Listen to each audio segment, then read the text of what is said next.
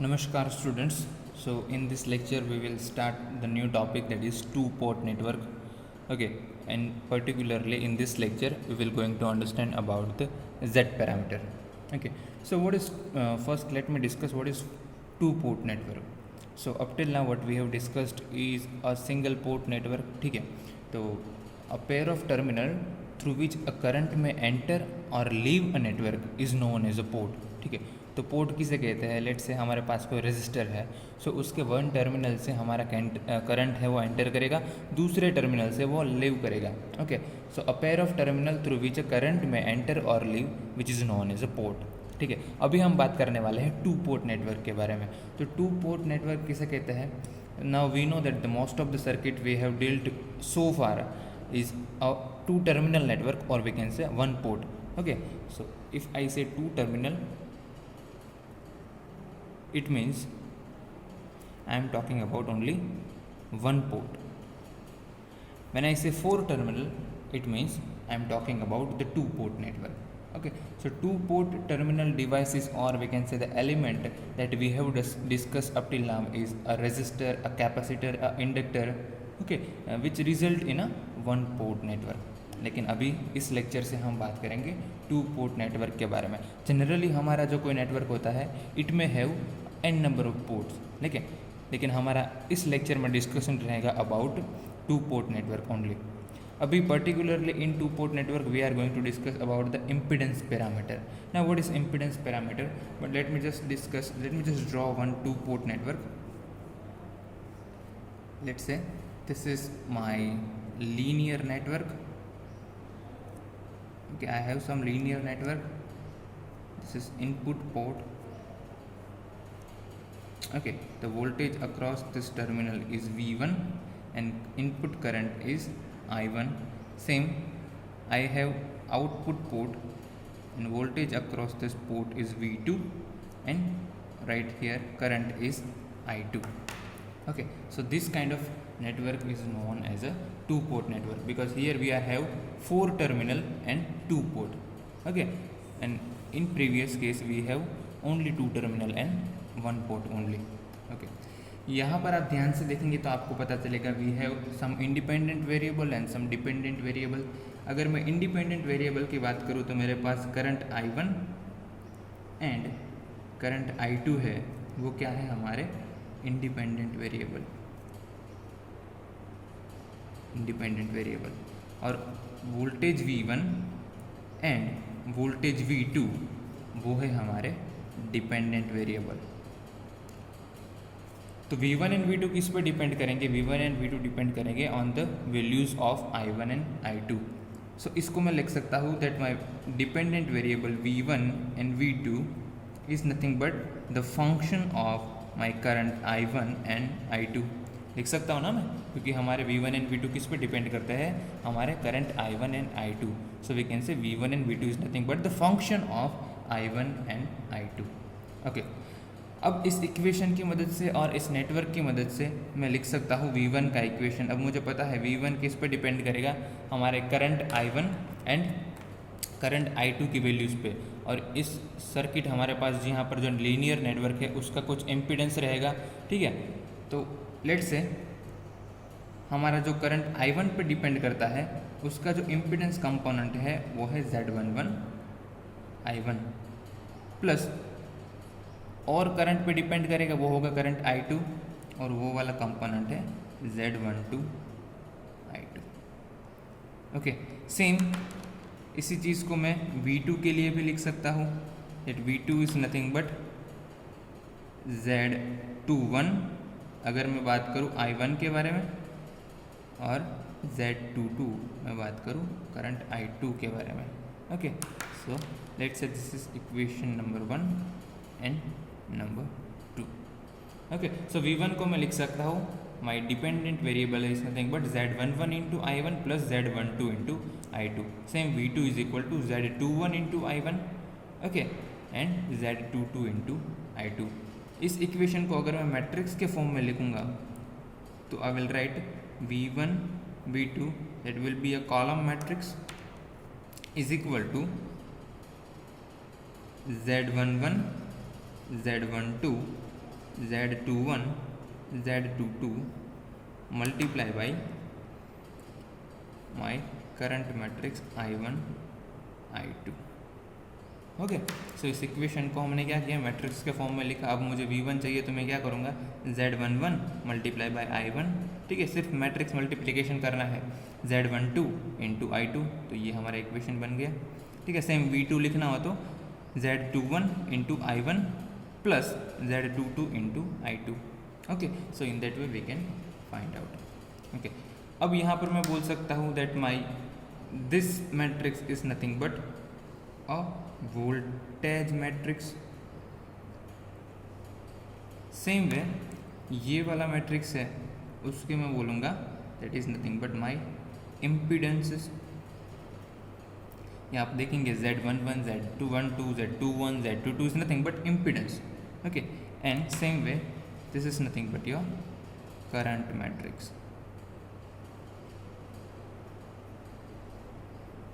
Okay, so this is voltage matrix, this is current matrix, this is impedance matrix. So we can write this matrix as, so इसको मैं लिखूँगा that my voltage matrix, let's say it is matrix V is equal to impedance Z multiply by current I। ठीक है, so मैं लिख सकता हूँ that matrix V is nothing but multiplication of two matrix Z and I। ठीक है, अब यहाँ पर मुझे फाइंड करना है, मुझे Z11 Z12 Z21 and Z22 को value, that is nothing but my Z parameters. Okay, इसको मैं कैसे फाइंड करूँगा, सबसे पहले let say my this output circuit is open circuited. Okay, this is open circuited, in that case the current flowing in output this path will be, this port will be 0. Okay, so I am assuming that my current I2 is 0 because this is open circuited। तो इस case में यहाँ पर I2 की value क्या रहेगी, 0। ठीक है, I2 की वैल्यू 0 इन दोनों इक्वेशन में पुट करेंगे। सबसे पहले इस वाले फर्स्ट इक्वेशन में पुट करेंगे तो हमें मिलेगा V1 is equal to Z11 into I1 as it is रहेगा। ठीक है, Z11 into I1 as it is रहेगा। अब I2 की वैल्यू 0 पुट करेंगे तो ये पूरा क्या हो जाएगा, 0। ठीक है, सो उस केस में यहाँ से मैं लिख सकता हूँ that Z11 is equal to V1 by I1 when I2 is equal to 0। ठीक है, सो इसी तरह से हम Z1 की वैल्यू फाइंड कर सकते हैं। नाउ Z1 को हम क्या बोल सकते हैं, Z1 इज नथिंग बट हमने यहाँ पर है ओपन सर्किटेड किया है, that is why it is known as a open circuit driving point input impedance. Input impedance क्यों कहते हैं, क्योंकि यहाँ पर देखिए वोल्टेज की वैल्यू है V1 that is input terminal voltage and current I1 that is input current. Okay, that is why this is known as a input circuit driving point input impedance. ठीक है, सेम अगर मैं value I2 is equal to 0 second equation में रखूँगा तो ये वाला equation क्या बनेगा, ये तो फर्स्ट इक्वेशन की बात की हमने, सेकंड इक्वेशन में रखेंगे तो मैं लिखूँगा V2 इज इक्वल टू, अब I2 इज इक्वल टू 0 यहाँ पर पुट करेंगे तो ये वाली टर्म फिर से 0 हो जाएगी, बचेगा क्या Z21 इंटू I1 और यहाँ से मुझे मिल जाएगा Z21 की वैल्यू जो कि होगी V2 by I1 when I2 is equal to 0। ठीक है, तो ये मुझे मिल गया मेरा दूसरा कंपोनेंट। सबसे पहले मैंने Z11 कैलकुलेट किया, अब मैंने Z21 भी कर लिया। इसको मैं क्या बोलूँगा, इसको बोलूँगा open circuited forward transfer impedance. Open circuited forward transfer impedance, इसको मैं ऐसा क्यों बोल रहा हूँ, क्योंकि यहाँ पर देखिए वोल्टेज क्या है, आउटपुट वोल्टेज V2 और करंट क्या है, इनपुट करंट I1। ठीक है, so this is nothing but a forward transfer impedance. ठीक है, अब बात करते हैं कि जब ये वाला केस क्या था, जब हमने यहाँ पर एज्यूम किया था कि मैं हमारी जो आउटपुट सर्किट है उसको ओपन सर्किटेड करता हूँ। ठीक है, अब लेट से हमारी जो इनपुट सर्किट है उसको मैं ओपन सर्किट करूँगा तो उस केस में I1 की वैल्यू 0 हो जाएगी। ठीक है, ये अब मैं इसको V2 से सप्लाई कर रहा हूँ, लेकिन हमारे ये सर्किट है उसको मैंने ओपन सर्किटेड कर दिया इनपुट पोर्ट को, उस केस में I1 की वैल्यू 0। सो मैं लिखूँगा दैट, इस इक्वेशन में फिर से I1 इज इक्वल टू 0 रखेंगे तो इस बार ये वाली टर्म 0 हो जाएगी, तो बचेगा क्या, V1 इज इक्वल टू ये 0, सो बचेगा Z12 into I2। So that implies that Z12 is nothing but V1 by I2 when I1 is equal to 0। ठीक है, तो इसको मैं क्या बोलूँगा, अब यहाँ पर देखिए ये क्या है, ये भी हमारा जो वोल्टेज है वो इनपुट वोल्टेज है और करंट है वो आउटपुट करंट है, तो इसको मैं बोलूँगा ओपन सर्किट। अब यहाँ पर फॉरवर्ड ट्रांसफ़र इम्पीडेंस था, लेकिन यहाँ पर क्या आएगा, रिवर्स ट्रांसफ़र इम्पीडेंस। ठीक है, क्योंकि यहाँ पर वोल्टेज क्या है, V1 है, पिछले केस में था V2, इसलिए हम फॉरवर्ड बोल रहे थे, तो इसको क्या बोलेंगे, रिवर्स बोलेंगे। ठीक है, सो आई होप यहाँ तक आपको समझ में आया है। अब सेम हमें क्या करना होगा, I1 is equal to 0 second equation में भी रखेंगे तो ये वाली टर्म पूरी 0 हो जाएगी। उस केस में मुझे Z22 की वैल्यू मिलेगी। अब Z22 की वैल्यू कैसे फाइंड करनी है वो मैं आपके ऊपर छोड़ रहा हूँ, आप फाइंड कीजिए और कमेंट सेक्शन में बताइए कि आपकी Z22 की वैल्यू क्या आ रही है। ठीक है, अब बात करते हैं एक और नेटवर्क के बारे में, लेकिन उससे पहले ये दोनों इक्वेशन को आपको ध्यान में रखना पड़ेगा, इक्वेशन नंबर 1, इक्वेशन नंबर 2, क्योंकि उसी पर से हम हमारे Z पैरामीटर कैलकुलेट कर सकते हैं। Z पैरामीटर यानी हमने अभी जो कैलकुलेट किए Z11, Z21, Z12 and Z22। ठीक है, इन चारों, इस तीनों को मैंने फाइंड करके दिया है, Z22 आप इजीली कैलकुलेट कर सकते हैं। इसको हम बोलेंगे इम्पीडेंस पैरामीटर्स। ठीक है, ये मैट्रिक्स को बोलेंगे इम्पीडेंस पैरामीटर्स और Z पैरामीटर्स और ओपन सर्किट पैरामीटर, इसको हम ओपन सर्किट पैरामीटर भी बोलते हैं। ठीक है, इसको हम क्या बोलते हैं, ओपन सर्किट पैरामीटर्स। क्यों, क्योंकि हम यहाँ पर एज्यूम करते हैं कि भाई हमने फर्स्ट इसको ओपन सर्किट किया, बाद में इसको ओपन सर्किट किया, that is why this is also known as a open circuit parameters. Okay, अब फिर से ये दोनों इक्वेशन पे आ जाते हैं। सो इक्वेशन नंबर 1 को मैं ऐसे भी लिख सकता हूँ, ये पूरा जो टर्म है उसको मैं लेफ्ट हैंड साइड में ले जाऊँ तो मेरा इक्वेशन क्या बनेगा, V1 minus Z11 into I1 minus Z12 into I2 is equal to 0। Same second equation है उसको मैं लिख सकता हूँ V2 minus Z21 into I1 minus Z22 into I2 is equal to 0। ठीक है, सो यहाँ से ही हमने लिखा है ये दोनों इक्वेशन को। अब इस इक्वेशन को अगर मैं नेटवर्क के फॉर्म में रिप्रेजेंट करूँ तो कुछ ऐसा बनेगा। सबसे पहले बात करते हैं equation number, let's say this is now 3, this is now 4। अभी सेम इक्वेशन है लेकिन मैं नंबर दूसरे दे रहा हूँ क्योंकि हमने उसको फॉर्म चेंज कर दिया है। ठीक है, तो फर्स्ट इक्वेशन की अगर हम बात करें तो यहाँ पर है वोल्टेज V1। सो लेट्स से हमारे पास कोई 2 पोर्ट है जिसमें वोल्टेज इसके अक्रॉस है, वो है V1। ठीक है, बाद में क्या है Z11 into I1, so current की वैल्यू है I1 और इम्पीडेंस क्या है Z11। सो लेट्स से हमारे पास कुछ ऐसा है कि जहाँ पर इम्पीडेंस है, ठीक है, जिसकी वैल्यू क्या है Z11 और यहाँ पर करंट फ्लो हो रहा है वो है I1। ठीक है, बहुत इजी है।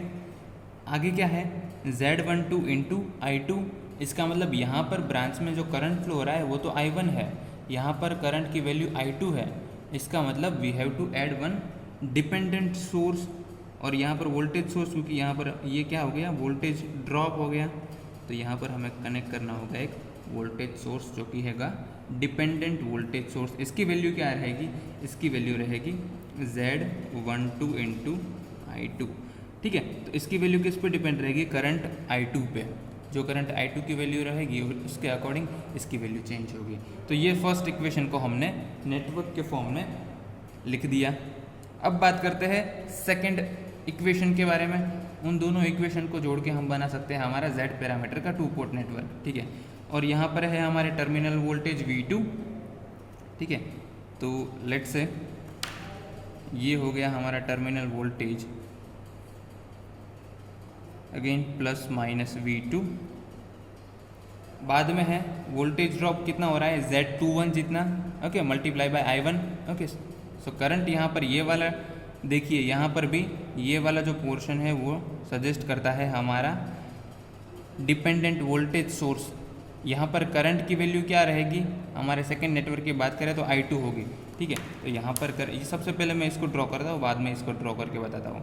करंट रहेगा हमारा I2, ठीक है। इम्पीडेंस की वैल्यू रहेगी Z22, तो ये हो गया Z22, और बाद में इसके साथ हमें कनेक्ट करना पड़ेगा हमारा डिपेंडेंट वोल्टेज सोर्स, और डिपेंडेंट वोल्टेज सोर्स है Z21 इंटू I1, तो ये रहेगा Z21 इंटू I1, ठीक है। सो ये हो गया हमारा पूरा नेटवर्क। सो हमने इन दोनों इक्वेशंस की मदद से ये 2 पोर्ट पैरामीटर्स का नेटवर्क है वो बना दिया, जो कि होगा हमारा Z पैरामीटर्स का। सो यहाँ पर से मैं Z11, Z22, Z12 and Z21 की वैल्यू फाइंड कर सकता हूँ, ठीक है। सो इसको अगर मैं Z11, Z22, Z12, Z21 की वैल्यू फाइंड करनी हो तो मैं कैसे कर सकता हूँ, तो मुझे पता है अब मुझे ये प्रोसीजर फॉलो करनी है, ठीक है, जो अभी हमने डिस्कस किया है। तो आपके लिए होमवर्क में मैं दे रहा हूँ कि आपको Z22 की वैल्यू कैसे फाइंड करनी है वो, ठीक है, मुझे बताना है। और दूसरी चीज़, जब हम नेक्स्ट लेक्चर में मिलेंगे इसके रिगार्डिंग जो एग्जांपल्स है कि भाई कोई भी नेटवर्क हमें दिया है उसके Z पैरामीटर्स को हम कैसे फाइंड कर सकते हैं, तो उसको डिस्कस करेंगे, ठीक है। So this is all about today's lecture. See you guys next time. Thank you so much.